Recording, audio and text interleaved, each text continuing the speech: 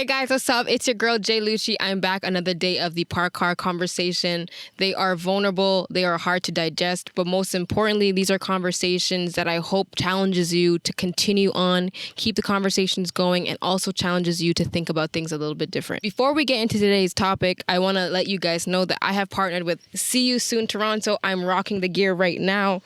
Let's see, make sure you guys can see it. It is a campaign started by some amazing individuals in Toronto. The initiative is going to give back 100% of the proceeds right back into our frontline workers. And at the same time, it's also supporting our local restaurants. I know it's been a while and we are still in COVID-19, but it's super, super, super, super important that everybody supports our local restaurants, mom and dad businesses, because that's the way our economy is really going to keep going. So make sure you support the cause, get some swaggy gear while you're at it. And I really can't wait to see you soon, Toronto. Today's topic is something that I know we can all relate on. I know for sure it's something that I've experienced even throughout this journey with the Park Car Conversation. And today's topic on episode 6 of the Park Car Conversation is stop obsessing over your social media numbers.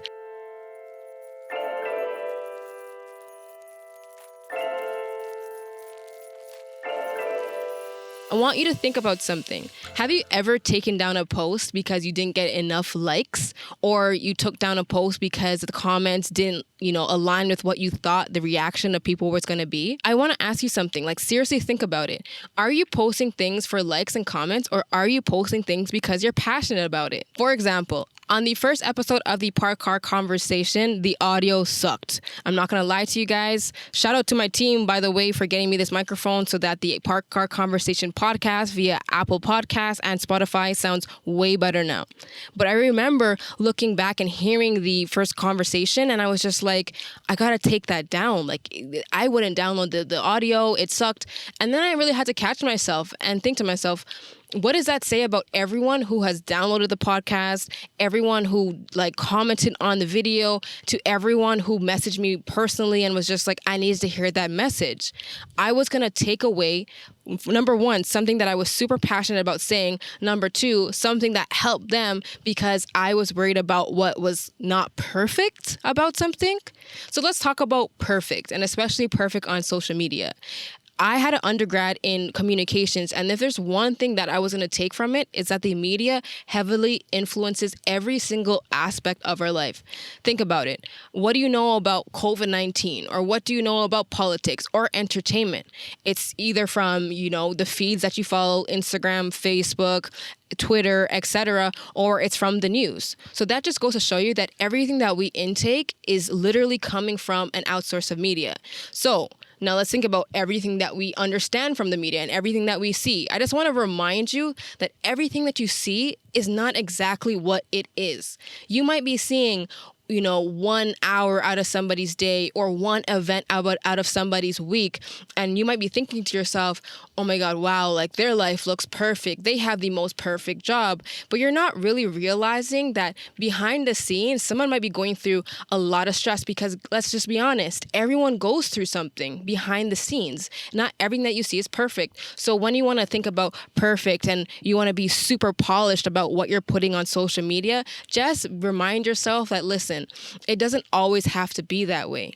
And honestly, for me personally, what I've learned is that growth says more to me than always being perfect. I look back at my first podcast, and number one, like I said, I was super passionate about what I said. So I'm going to leave it there, whether or not the audio sucked or not. And number two, I'm so proud of where I'm at now. Every step of the way, it's getting better and better. I think if you talk to people who have success stories, they will always tell you, I made so much mistakes along the way. Stop being so scared to make mistakes. I'm going to challenge you guys to 2 different techniques the next time you decide to be super critical about what you're posting on social media.